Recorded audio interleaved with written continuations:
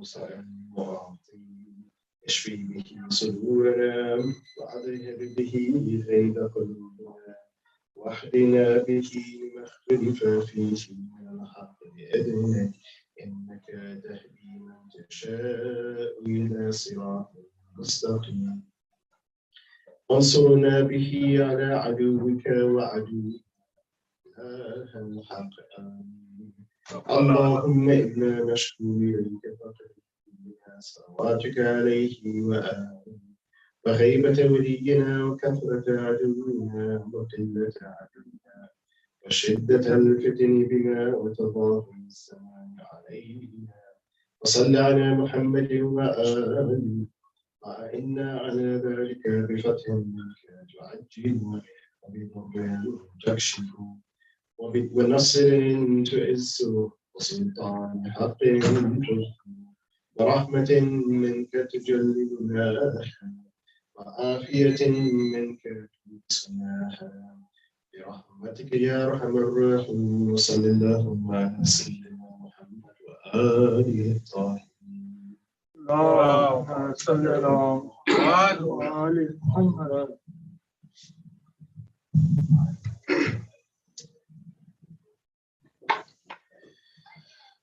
أعوذ بالله من الشيطان اللعين الرجيم بسم الله الرحمن الرحيم وبه نستعين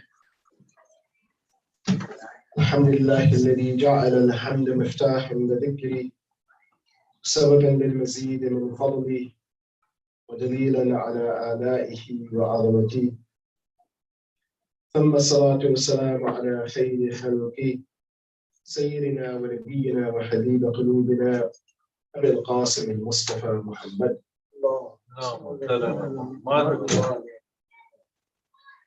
وعلى آله الطيبين الطاهرين المعصومين لا سيما بقية الله في الأرضين أرواحنا له فداء أما بعد فقد قال الله سبحانه وتعالى في كتابه الكريم بسم الله الرحمن الرحيم ألف لام را تلك آيات الكتاب المبين إنا أنزلناه قرآنا عربيا لعلكم تعقلون صدق الله العلي العظيم. السلام عليكم ورحمة الله وبركاته. Inshallah, we will begin the fifth aspect of the human need, which we need to find some balance in. So we've discussed 4 of them. As we mentioned before, each of these 7 things that we are talking about and discussing, we're pretty much only able to kind of broach the topic, some glimpse of these things that we need to have as a balance in our life as human beings. And how do we achieve that balance through the Quran? So the 5th thing which we need to achieve balance in is our expression and contribution. In fact, our contribution to our community, our society, or our family is quite often through our expression, how we express ourselves, how we communicate with others. And that communication is both verbal and nonverbal. So if you understand it, it's both verbal and nonverbal. We understand the complexities of the topic itself, and we only have time to just touch on this matter. So we'll pretty much focus mainly on the verbal expression. And this is something that Allah subhanahu wa ta'ala, from the very beginning of the Quran, Revelation is about that. It's a communication from Allah subhanahu wa ta'ala. And that communication begins with Bismillah ar-Rahman ar-Rahim. Begins in the name of Allah subhanahu wa ta'ala. And that communication itself, when we look at it, when we examine it, what is at least part of the needs of the communication, and how does it tie into the first 4 aspects of our needs? Because as we mentioned, that all of these things are interconnected. One of the things that a good and decent communication needs is security. That a communication must be delivered in a manner that it is secure, it is safe. We see that, and this is also one of the reasons for which the Prophet of Allah sallallahu alaihi wasallam, at one point in that communication from Allah subhanahu wa ta'ala to mankind, and particularly those who were living in the Arabian Peninsula at the time, that the Prophet had to make hijrah. Yes, there was a communication that came, it was delivered, and it was delivered to the people of Mecca. But in order to continue that communication, the Prophet and the Mu'mineen had to leave from Mecca and set up their governance in Medina, so that the rest of the communication, and particularly communication that was dealing with laws and governance, so that communication could be delivered to Rasulullah sallallahu alaihi wasallam, and it could be delivered in a place that was relatively secure. And it also in itself created security for anyone who lived in that society in Medina. Another aspect of security, or at least the communication, is that a person must have that inner strength, that, as we said, self-esteem. Because without self-esteem, without the confidence to actually speak, then a person won't speak. So that is two of the things, as we see that how it intertwines with the elements or the aspects of human life that which we already discussed, where we need to find balance. So Allah subhanahu wa ta'ala, when he talks about this aspect of communication and expressing ourselves, Allah subhanahu wa ta'ala does so in a very beautiful way. But I think sometimes we don't understand the communication from Allah subhanahu wa ta'ala, because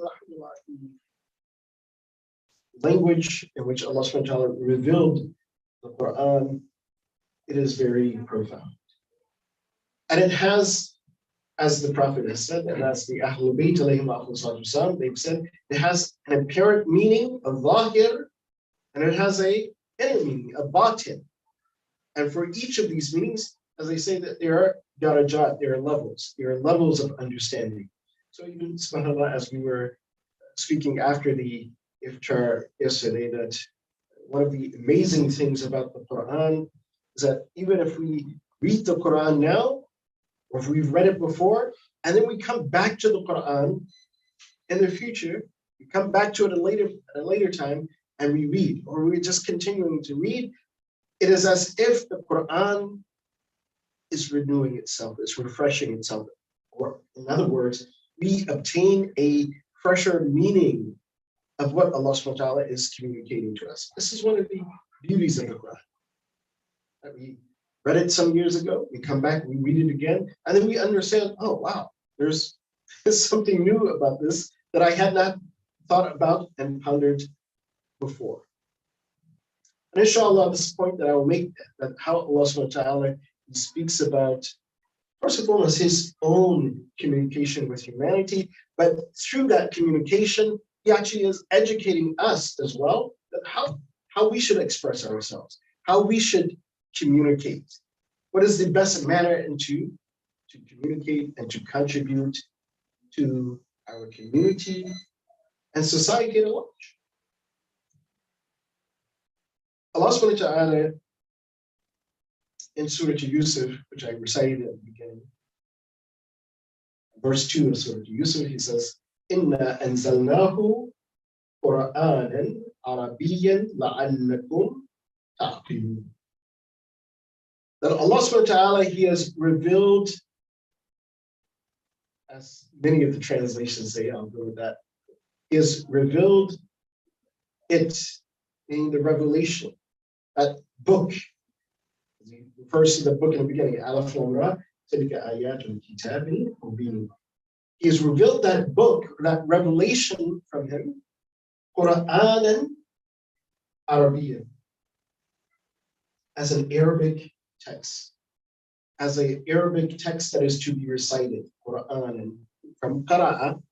So he's revealed it as most of the translators say, oh, in the Arabic language. لَعَلَّكُمْ تَعْقِلُونَ.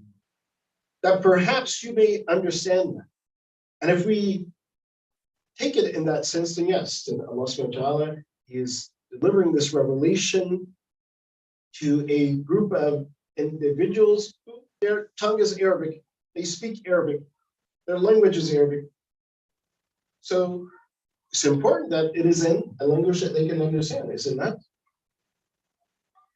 But what happens is quite often, either through translation and sometimes through some of the commentaries that only give a, just a rough understanding, I'm saying, a part of the understanding of what Allah subhanahu wa ta'ala is communicating. Yes, it's better than just the translation. They're giving it a little bit, they're giving one of the layers, but we don't get all the other layers of what exactly Allah subhanahu wa ta'ala is communicating. So if we take it that way, then yes, Allah subhanahu wa ta'ala is communicating to these individuals in the way of Mensa whose mother tongue is Arabic. But the word Arab, this is very interesting. The word Arab in itself, in its origin, doesn't refer to a people. It's like if we say that, oh, hey, these individuals, they are American, which refers to people. These individuals are Pakistani. It refers to a people who are attached to a particular land. Oh, these individuals are African, so they are born, live on this African continent. But Arab, its meaning is different. Arab, what it literally means is eloquent discourse. Bayanun fasih. Doesn't mean a necessarily refer to the people. Yes. In some instances, you will see that, yes. So Arab refers to a group of people who may be, again, not part of a particular land. We begin to think of it this way, that yes, those who are Arab, they're either from this place or this place or this place. Even now, just so you be very clear, even in Lebanon, you say, oh yeah, these are Arab. But if you look historically, they're actually Phoenicians. If you want to look at their ethnicity, they're Phoenicians. Or those who are in Iraq, they're Mesopotamians. But why do we call them Arab? Or in Sudan, which is in Africa, where we say, oh, well, in Sudan, they're Arab. We refer back to one of the hadith of Rasulullah sallallahu alaihi wasallam, whereby he states that a person من يتكلم باللغة العربية فهو عرب. Prophet says that he says, whoever speaks the Arabic language, whoever can converse in the Arabic language, then they are Arab. But what is the Prophet saying by this? That he wants everyone to have a particular ethnicity? No, that is not the purpose. But the purpose is that if you speak the language, then that language that you speak should be like that of the Quran. It should be eloquent and clear. So when Allah subhanahu wa ta'ala says, Inna anzalnahu Qur'anan Arabiyyan, it is a clear and eloquent discourse that Allah subhanahu wa ta'ala is referring to. It is a discourse, it is a language, it is a communication, it is an expression which is eloquent. Also, another meaning of the word Arab, when you look up this word in Arabic, in an Arabic dictionary language, it also means that someone with, or means nashat, someone who has a good spirit. So a good spirited person. So Arab also can mean good spirited. So again, someone who can speak eloquently, someone who is a good spirited person. Then all of these can apply to this idea or sense of Arab. It also comes in a meaning, and this is sometimes Arabic words it'll have two different meanings, which means the opposite of each other. For example, qist. Qist is often used, and especially in the Quran, it's only used in the sense of justice. But if you look at the word itself, depending on the context of it, it can be used to mean injustice as well. So Arab also can come in the meaning of a defect, that someone has some sort of defect in their body. So maybe missing a limb or something, that is also one of the places that, as I said, quite often that idea and the concept of Arab is confused is through the translations. But there was one place where A.J. Arbery, where he translated verse 44 of Fussilat, so chapter 41 of the Quran, verse 44, that in the A.J. Arbery translation, I can see that, yes, he actually understood this idea and concept of that it's not simply alluding to a people. It's not simply alluding to a specific language of a people, but is talking about a manner of expression. So what does Allah subhanahu wa ta'ala state in Surah Fussilat, verse 4? Allah subhanahu wa ta'ala says, وَلَوْ جَعَلْنَاهُ قُرْآنًا أَعْجَمِيًّا لَقَالُوا لَوْلَا فُصِّلَتْ آيَاتُهُ أَعْجَمِيٌّ وَعَرَبِيٌّ قُلْ هُوَ لِلَّذِينَ آمَنُوا هُدًى وَشِفَاءٌ وَالَّذِينَ لَا يُؤْمِنُونَ في آذانهم وقر وهو عليهم عمى أولئك ينادون من مكان بعيد. So how does A.J. Arbery translate this? He says that if we made it a barbarous Quran, in other words, we made it in a language which was, again, barbarous, that means a language that is difficult to comprehend, difficult to understand, difficult in its sound. And that's Ajami. So of course we all heard the hadith from Rasulullah about the Arab and the Ajami. He says, well, there's no fadl, there's no superiority for the Arab over the Ajam, or the Ajam over the Arab. So it's often translated as, particularly talking about the people. So there's no superiority over an Arab people, for the Arab people over non-Arab, and for the non-Arab over the Arab people.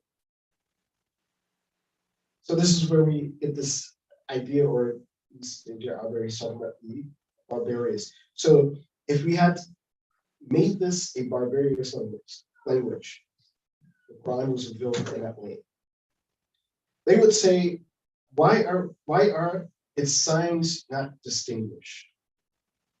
لقالوا لولا فصلت آياته. And then I would say, is it a non-comprehensive language, or is it comprehensive? Or is it comprehensive?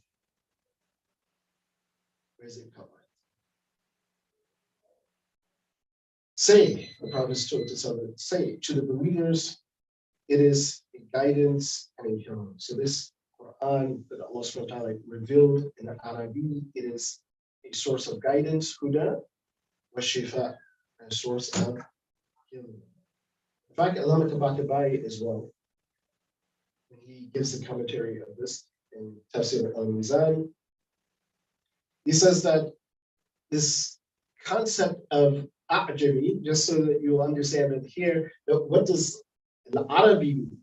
And it's not referring to the people, or even to the languages specifically. Yes, Allah subhanahu wa ta'ala revealed the Quran in the Arabic language because that was the most eloquent language. It's still very eloquent. But what Allah subhanahu wa ta'ala is alluding to is the style of the language. So Allah Tabatabai, he says that here we talk about when Allah says that if he had delivered it in A'jami, Allah Tabatabai, he says that A'jami doesn't mean that if he delivered it in a non-Arabic language. He says it could have been delivered in Arabic itself, but A'jami. In other words, delivered in Arabic, but not eloquent and not fasih. So just like now, if you're someone who may know Arabic, you have this Arabic, it's called the Modern Standard Arabic. Who goes and they learn Arabic? Most people, they will most likely learn the Modern Standard Arabic, which is close to the Arabic of the Quran. That's what they call fasih. And if you speak the Modern Standard Arabic, you go anywhere in the Arabic world, everybody will understand. They may think that, oh, you're speaking a little bit kind of like Shakespeare or something, but everyone understands you. But those who don't know how to communicate in that language, you may not understand them. Because they will speak a Arabic dialect. And in fact, even some of the, as we say, if we take this term, Arab as a people, they will be from two different regions. And they'll talk to each other, they can't understand each other. It's like, wait a minute, are you speaking Arabic? Yeah, I'm speaking Arabic, but they can't speak to each other unless they speak in this kind of standard Arabic, which is closer to the Quran. So in some sense, and this is so that we can understand, so in some sense, that Arabic or that dialect of Arabic is A'jami, because it's not Fasih, it's not like the Quran. So Allah says, if we had delivered the Quran in that style, then people will say, oh, well, what do you mean by this? What are you trying to communicate to us? But Allah subhanahu wa ta'ala, He delivered in clear Arabic, clear eloquence. And so that eloquence, and just so we can truly understand and appreciate the Quran, and how that the language of the Quran has been revealed. It has been revealed that even individuals who don't even understand the meaning of the Quran, but when the Quran is recited in its most beautiful sense and so eloquent, it touches the heart. This is one of the miracles of Allah. So, so now that we understand this, that Allah subhanahu wa ta'ala, first, at least one of the aspects that He is teaching us in our expression, in our communication, that when we communicate, we do so in the best of manners, with the best of language, with the best of expression. But as we see as well, when we study the Quran and how Allah subhanahu wa ta'ala, He educates us with regards to expression, communication, or to dialogue, because again, Islam is a religion of dialogue, which we'll touch on. We'll see that our speech or our communication or our expression should have certain aspects. It should have a particular goal, it should be goal-directed. It should be appropriate with the situation. It should be strategic, in a sense, and of course, clear and elegant.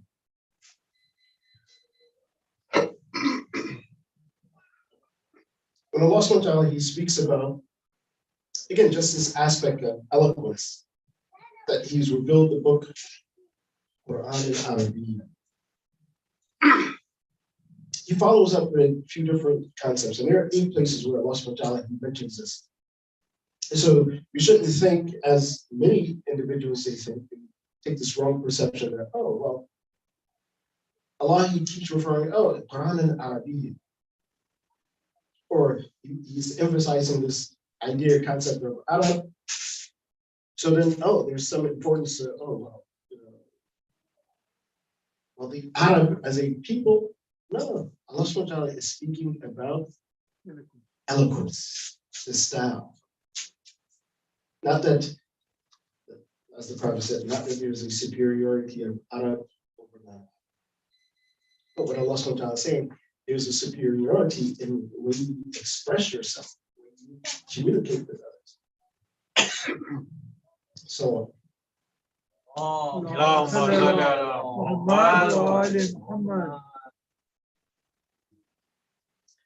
so when he speaks about this, he says that he's delivered, I think Surah Yusuf. What is the objective of proper expression and communication? Or your communication and expression, which objectives should it have? As Allah subhanahu wa ta'ala says, لَعَلَّكُمْ تَعْقِلُونَ. That you should express in a manner, or as Allah subhanahu wa ta'ala, He expresses in a manner when He communicates with us, لَعَلَّكُمْ تَعْقِلُونَ. That perhaps you may reflect, you may think. So your communication should also have some sort of education, some sort of reflection, something that's beneficial for others. And if you're speaking with someone, it should be beneficial. It shouldn't just simply be full of nothing or hot air, as they say. No, communication has a purpose. Also, Allah subhanahu wa ta'ala says, He communicates لِقَوْمِ يَعْلَمُونَ. Yes, for people who know, who understand, that when you are communicating with individuals as well, you have to understand what is their level of understanding, and you communicate appropriately. Just as the Prophet of Allah, sallallahu alaihi wasallam,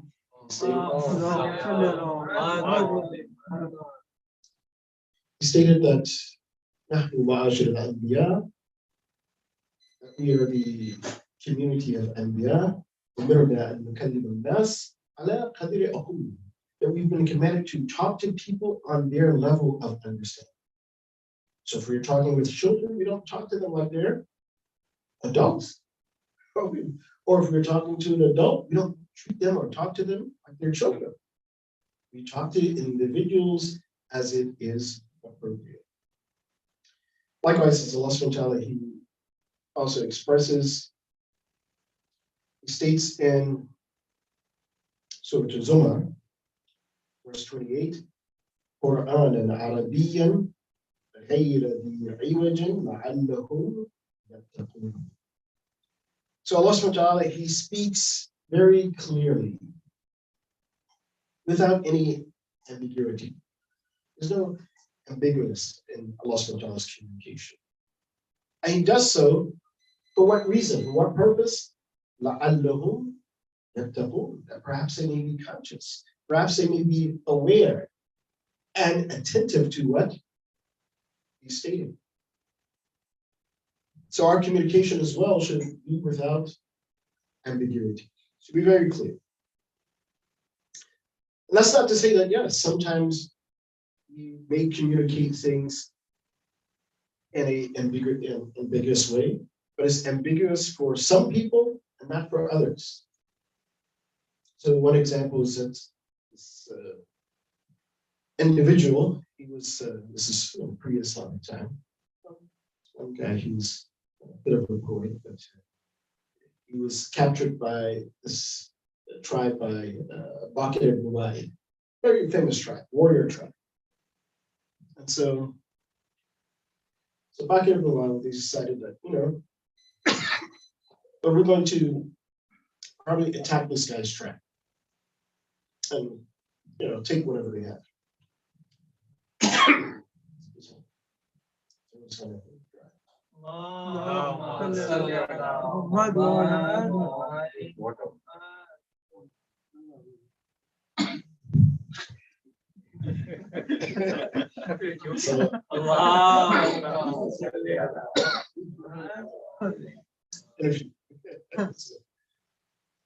So as he was captured, so he told the tribe, took back in, well, you have to convince the people that you actually have them.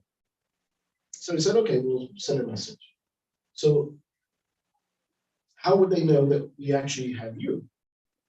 So he said that, well, tell them that, my women folk, they got angry with me. This is because they won't believe that you've captured me. So deliver this message to them. Tell them that my women folk got angry with me. So I left from home, left my camel, with my red camel. And when I reached to this mountain, my camel fled. And so it was just me and my bag of dates and what kind of my fat, little meat fat. So I sat and I ate it all up and I was captured. So if you tell them this, they'll know about my camel. So they sent a messenger to the tribe. And the guy said that, he delivered this message. And so some of the people in the tribe, they were like, what? It's like this guy he's not married. So are you sure you're telling us about the right person that you've captured? And that either we give you this amount of money, bond, or you guys are going to come after us. So, and they were like, a red camel? This guy doesn't have a red camel. So one person in the tribe, when he heard this, he says, no, let's call his brother. So his brother came, and so when the whole thing was being described to him, oh, my women folk got angry, and so I left with my red camel, and it escaped from me at this mountain. And so I sat and I eat my meat and the fat of the meat, and that's where I was captured. And his brother was like, oh, he was like, no, what he's telling us, what he's telling us is that take all the women folk, move the tribe, because these guys are going to attack us. So taking the women, that's a sign that his women folk got angry because he's not married. Gather all the women, gather all the people who are elderly who can't fight, and take them away. The red camel escaping by the mountain, and he said, look, we go to this mountain, get on the higher ground. That he ate his date with the meat fat, meaning that they're going to attack us either way, whether we give them something or not. So prepare yourselves. So once his brother understood the code, it was ambiguous for everyone else, but the brother understood. And then by doing that, then the tribe of the Spoit was saved because they had the upper ground, and this tribe, which is Bakr Wa'il, which is known as they were great fighters, especially in the pre-Islamic time, that they were able to defend themselves and also get back their tribesmen. In any case, in most of the times, that as Allah subhanahu wa ta'ala says, that there should not be ambiguity in your language. As the Quran Arabiyan, perhaps they may be aware of your statement. So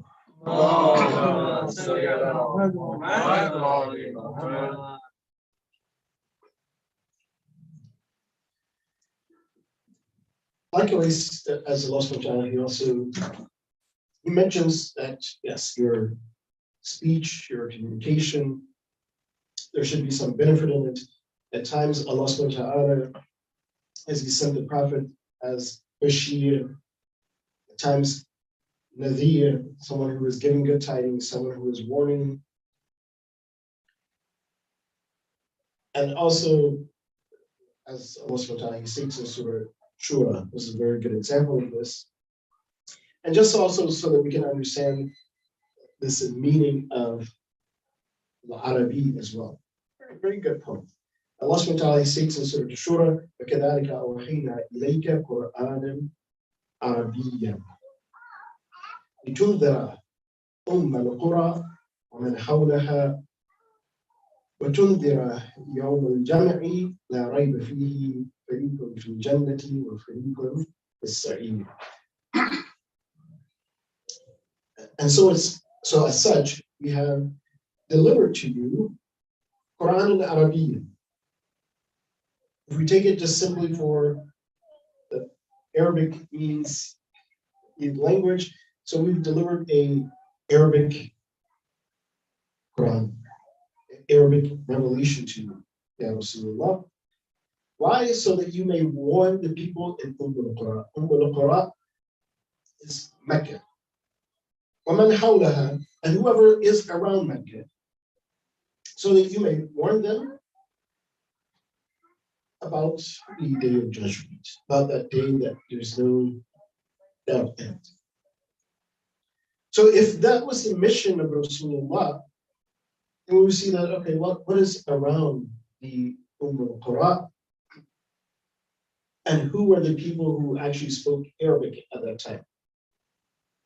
So yes, from Mecca, the surrounding areas, you go to the south where present-day Yemen is, Yemen and Iran, yeah, they spoke Arabic or Arabic kind of derivative language, and actually, according to some of the Arabists, that the origin or the purest of Arabic was actually from Yemen. So yes, so all of that area they spoke Arabic. Part of Mesopotamia or Iraq at the time, so they spoke Arabic as well. And when we look at you could say the Ummah, or how far the Ummah stretched, those who actually came into the folds of Islam, was a part of the, you could say, Muslim world during the time of Rasulullah sallallahu alaihi wasallam.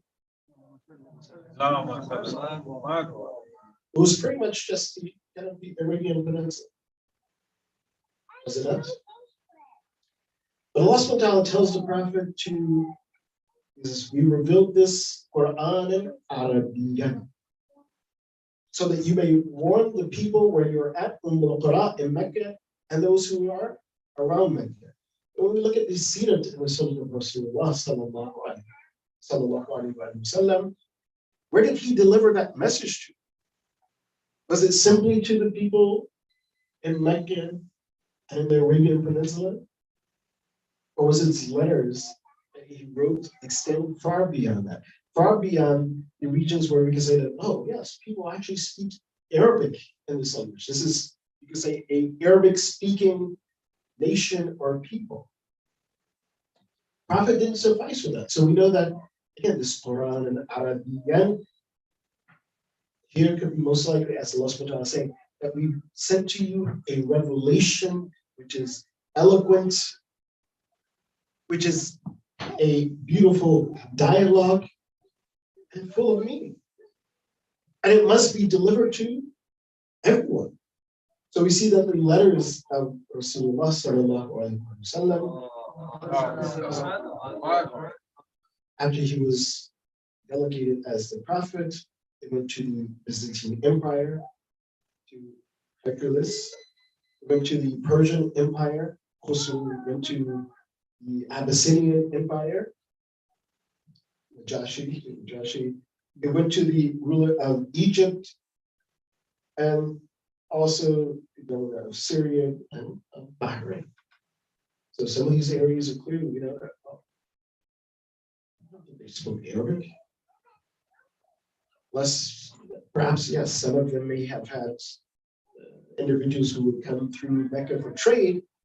But again, the communication was not that this Quran was Arabian and it's only for those who speak the Arabic language, but rather it is a revelation that is eloquent, it is a communication, it is a speech which is profound and is for everyone. It is to be delivered to everyone. And this is why we also find in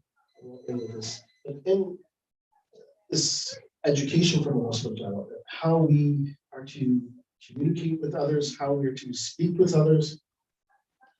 This term Arabiya is only one of those words that Allah subhanahu wa ta'ala uses, but in other places Allah subhanahu wa ta'ala uses the term Iblag, Balligh, deliver. In other places Allah subhanahu wa ta'ala uses the term Bayan, Quran, Bayanun lin-nas, Bayanun lin-nas, not simply for people who speak Arabic, Bayanun lin-nas, for humanity. Allah subhanahu wa ta'ala, He sent it as Bayan lin-nas. Also, as well, when Allah subhanahu wa ta'ala says, Qul, He says to the Prophet, say this, deliver this to people. And so a part of that communication, method of communication that Allah subhanahu wa ta'ala teaches us is that yes, you should be eloquent, you should be clear, your communication should have purpose, but also at the same time, when you're speaking, it's not simply that it's one direction. You speak, and don't give others a chance to speak or to communicate back with you. Because it's natural that if you speak to someone, they're going to communicate back. And then you're entering into this dialogue. And there may be a back and forth. But when you learn that communication from Allah subhanahu wa ta'ala, I will emphasize a little bit more on this tomorrow as well. And when you begin that communication and that dialogue, there's a certain etiquette that Allah subhanahu wa ta'ala teaches us to have. Unfortunately, quite often, we don't have that etiquette or adab of communication. Just as a quick allusion to that, is that what Allah subhanahu wa ta'ala tells the Prophet, he says, Qul. This is because the Prophet of Allah, he's communicating on behalf of Allah subhanahu wa ta'ala. So Allah tells the Prophet that when you're communicating with others, Qul فَلِلَّهِ الْحُجَّةُ الْبَالِغَةُ. You're communicating with all these individuals. With the Abyssinian Empire, with the Persian Empire, with the Byzantine Empire, Bahrain, Syria. When you're sending out your communication to them, there's going to be some sort of response. But whatever that response is, then the Rasulullah realizes. And this is also what must be communicated that if you are on that path of Allah subhanahu wa ta'ala,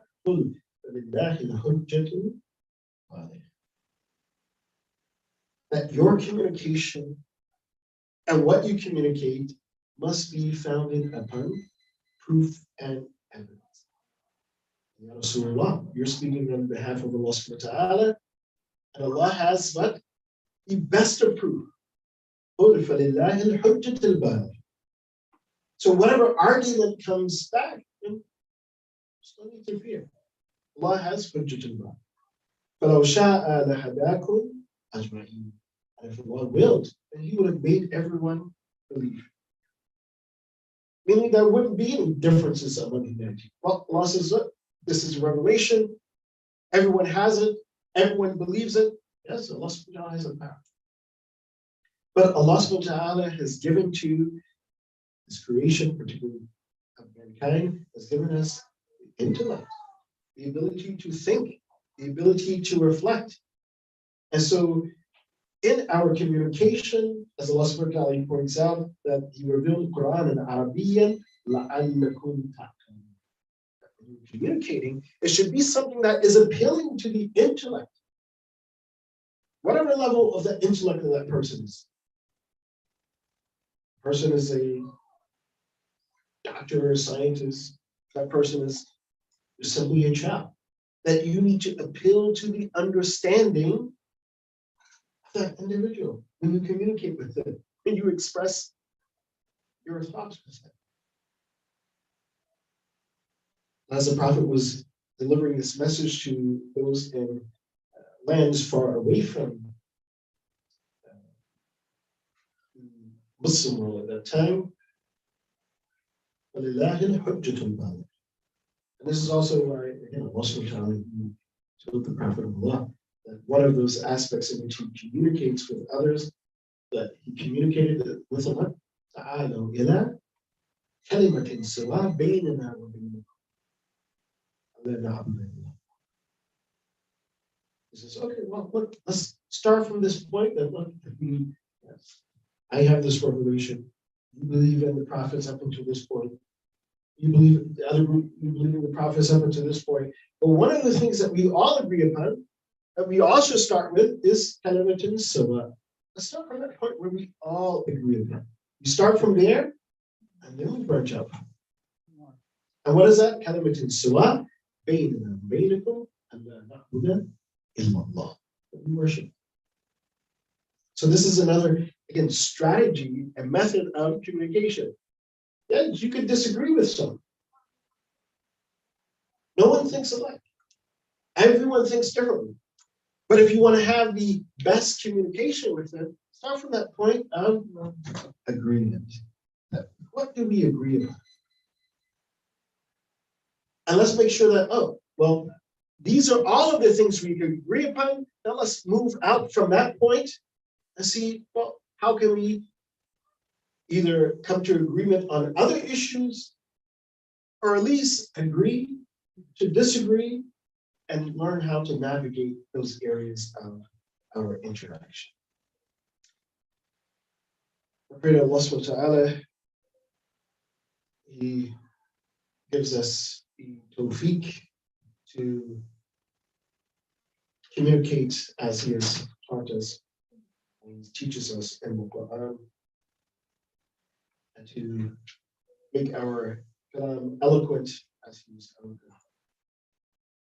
وآخر دعوانا الحمد لله رب العالمين بسم الله الرحمن الرحيم اللهم اغفر ذنوبنا واستر عيوبنا واقضي حوائجنا واشف مرضانا وارحم امواتنا وعجل فرج مولانا صاحب العصر والزمان واجعلنا من اعوانه وانصاره والمستشهدين بين يديه وتحت لوائه بحق محمد واله الطاهرين.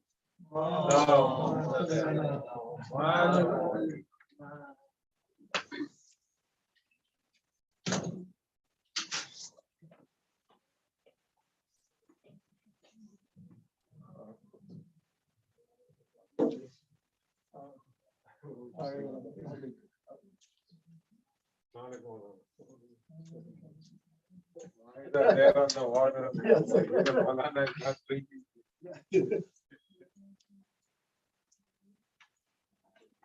I was trying to speak softly.